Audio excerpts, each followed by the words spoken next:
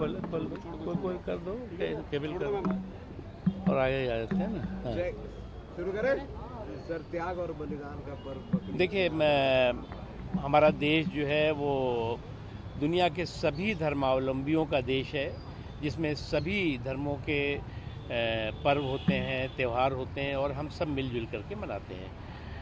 ईद उल अज़हा जो है वो जो बकरीद जिसे कहते हैं आप, वो भी 3 दिनों तक जो है वो हमारे देश में भी मनाई जाती है और पूरी दुनिया में मनाई जाती है। निश्चित तौर से जो सरकार की गाइडलाइन है, उन गाइडलाइन का सबको सम्मान करना चाहिए और सौहार्द और भाईचारे की जो है वो डोर कहीं से भी कमज़ोर ना पड़े, इसका हम सबको ध्यान रखना चाहिए। और पूरे सभी देशवासियों को ईद उल अज़हा की और बकरीद की बहुत बहुत शुभकामनाएं और मुबारकबाद।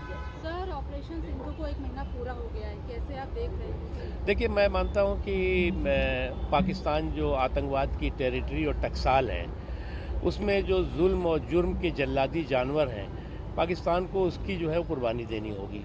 उसको जो है वो पूरी तरह से ख़त्म करना होगा, क्योंकि ये केवल इंसानियत के ही लिए नहीं बल्कि इस्लाम के लिए भी ये लोग जो है वो ख़तरा है।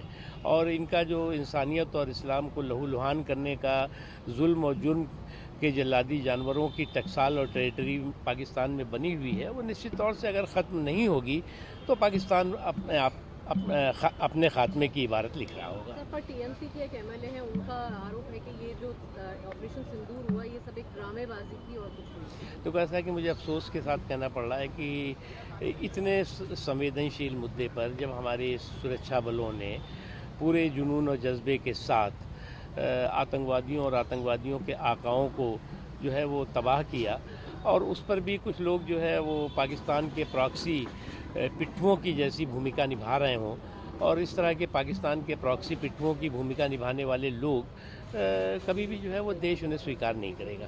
सर, आखिरी सवाल है, G7 के लिए समिट के लिए पीएम मोदी को इनवाइट किया कनाडा ने। देखिए, मैं मानता हूं कि नरेंद्र मोदी जी के इस 11 सालों में अगर देखें तो भारत की दुनिया में धाक और धमक दिन दूनी रात चौगुनी बढ़ी है, और जिन लोगों ने भारत की धाक और धमक को धूमिल करने की धूर्ततापूर्ण धुन की है, वो भी धूल धूसरित हुए हैं। इसलिए जो है वो बहुत सी चर्चाएं हो रही थी कि साहब यहाँ इनविटेशन आया नहीं आया, आपके सामने आ गया। सर, आखिरी सवाल है, राहुल गांधी कह रहे 50% रिजर्वेशन अगर हम पावर में आएंगे तो हम ये खत्म करेंगे। देखो, ऐसा है कि नौ मन तेल होगा और ना राहुल गांधी जी को ये दिन करना पड़ेगा। ये सारा के सारा कुछ जो है वो मजबूती के साथ लोगों में